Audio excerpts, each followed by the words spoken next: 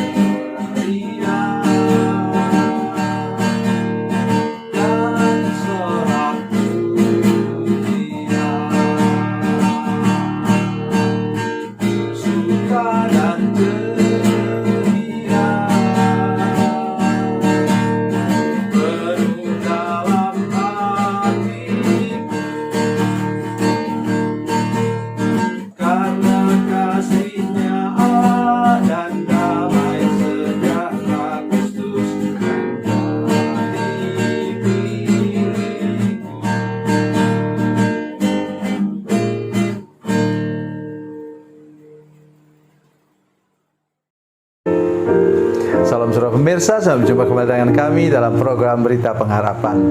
Hari ini minggu kedua di bulan November ini.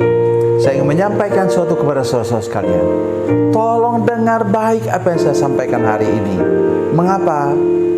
Penampilan luar saudara sekalian bisa menipu, tetapi imanmu tidak bisa menipu.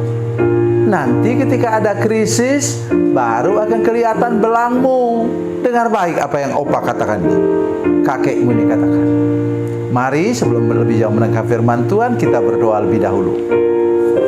Bapa, dalam nama Yesus, terima kasih banyak untuk kebenaran firman Tuhan yang sebentar kami dengar. Tolonglah kami Tuhan, semua pemirsa, semua jemaat yang mendengar firman Tuhan ini, supaya tidak mau menipu diri sendiri dengan penampilan-penampilan yang apik, yang cantik, yang menawan hati orang, tetapi hati kami sebenarnya kosong. Dan ketika menghadapi krisis, kami hancur. Tolong tidak boleh ada seorang pun pemirsa yang mengalami hal seperti itu. Tapi semua hidup berkemenangan setiap hari dan siap menghadapi krisis apapun juga. Dalam nama Yesus, haleluya, amin. Mari kita membaca firman Tuhan hari ini dari Injil Matius pasal 25. Matius pasal 25 ayat 1 sampai 13. Matius 25 ayat 1 sampai 13. Saya akan baca ayat 1 dan ayat 2 lebih dahulu. Pada waktu itu hal kerajaan surga seumpama 10 gadis yang mengambil pelitanya dan pergi menyongsong mempelai laki-laki. 5 diantaranya bodoh dan 5 bijaksana. Amin. Dengar baik apa yang saya katakan hari ini, saudara sekalian. Ini amat sangat penting karena ini menyangkut keselamatanmu. Perhatikan, umur gadis-gadis ini rata-rata sama. Bajunya rata-rata sama. Mereka kan mau menyongsong mempelai laki-laki yang mau datang kan. Jadi mereka adalah sahabat mempelai perempuan. Kemudian apalagi saudara sekalian, persiapannya pun sama, yaitu pelita. Karena itu mempelai laki-laki itu akan datang pada waktu malam. Inilah kebiasaan di sana pada waktu itu. Jadi datang pada waktu malam, langsung adakan pesta dan semua seperti itu. Jadi kalau kita lihat di depan, maka kemudian kita melihat bahwa senyum manisnya sama, cantiknya sama. Kita melihat ini anak-anak gadis, mungkin masih remaja mereka, cantik-cantik, pakaiannya baik-baik, semua. Tidak ada sesuatu yang berbeda. Nah, satu yang saya ingin ingatkan kita yang sangat penting di sini, ayat 5. Perhatikan para pemirsa, saya harap bahwa kalau kecuali saudara di perjalanan, saudara ada buka Alkitab. Mari kita lihat. Ya, ayat 5. Tetapi karena mempelai itu lama tidak datang-datang juga, mengantuklah mereka semua lalu tertidur. Tidak dikatakan sama sekali bahwa itu 5 gadis yang yang bijaksana dan 5 yang bodoh itu, yang bodoh semua tertidur, yang bijaksana tidak. Oh saudara-saudara sekalian, dengar baik apa saya katakan. Walaupun sudah hidup beriman, kalau orang lain sakit, engkau juga bisa sakit kan? Seperti waktu masa pandemi yang lalu, ada saudara bisa mengatakan, oh, saya tidak usah takut pandemi, saya pendeta. Jangan sombong. Kita mendengar ada juga beberapa teman pendeta yang meninggal kena COVID. Nah, berani engkau katakan itu pendeta itu tidak beriman? Oh, saya tidak berani. Oh, jujur aja, saya mengucap syukur kepada Tuhan. Katakan, Tuhan, terima kasih Tuhan sudah mengizinkan mereka mengalami terpapar COVID. Dan saya percaya mereka punya iman sampai Tuhan memanggil mereka pulang.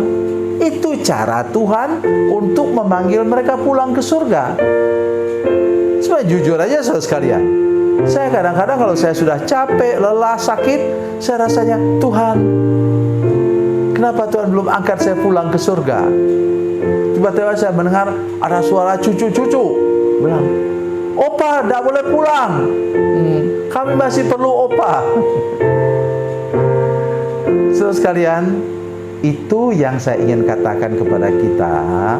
Kalau orang lain lemah, kita juga bisa lemah. Kalau orang lain bermasalah, kita juga bisa kena masalah. Soalnya Abraham bebas dari masalah? Oh tidak, saudara sekalian. Ya. Tetapi kabar baiknya ialah apa? Persediaan minyaknya Abraham itu memang tidak terbatas, sehingga akhirnya dia menerima apa yang Tuhan janjikan, kata Alkitab. Nah, nanti sebentar bacalah surat Ibrani pasal 6 ayat yang ke-15.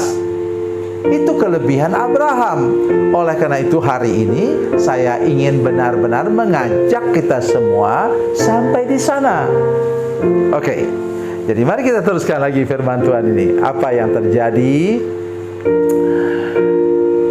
Ayat 7. Gadis-gadis itu pun bangun semuanya lalu membereskan pelita mereka. Gadis-gadis yang bodoh berkata kepada gadis-gadis yang bijaksana, beri kami sedikit dari minyakmu itu, sebab pelita kami hampir padam. Nah, ingat saya sudah katakan tadi, persediaan iman kita, kesungguhan kita untuk beriman, mengikuti Yesus dengan segenap hati akan nampak ketika krisis. Tengah malam itu menunjukkan masa krisis. Oleh karena itu, tolong anak-anak Tuhan yang mendengarkan firman Tuhan ini, tolong para pemirsa seluruh jemaat sekalian, kalau engkau mau menang pada masa krisis, terutama di akhir zaman ini, maka hendaklah engkau punya persediaan hidup yang sebanyak-banyaknya, persediaan iman yang sebanyak-banyaknya. Caranya ialah jaga track recordmu, jaga kehidupan etika dan moralmu, jaga kehidupan pola dan gaya hidupmu, jaga kehidupan tutur kata dan tingkah lakumu setiap hari. Ya, dan hiduplah dalam doa, dalam firman Tuhan, hiduplah dalam persekutuan yang benar, hidup dalam kesaksian yang benar. Itu yang menjadi persediaanmu, minyakmu ketika terjadi krisis, dan engkau tidak akan pernah menyerah kalah. Tuhan Yesus memberkati, Tuhan Yesus baik. Mari kita berdoa. Bapa, dalam nama Yesus, terima kasih banyak Tuhan untuk kasih dan anugerah Tuhan yang sudah berbicara kepada kami. Tolong kami semua Tuhan menyiapkan diri benar-benar, supaya ketika masa krisis terjadi, kami ternyata kedapatan menang dan tidak terkalahkan. Terpujilah namamu Tuhan, dalam nama Yesus kami berdoa. Haleluya, amin.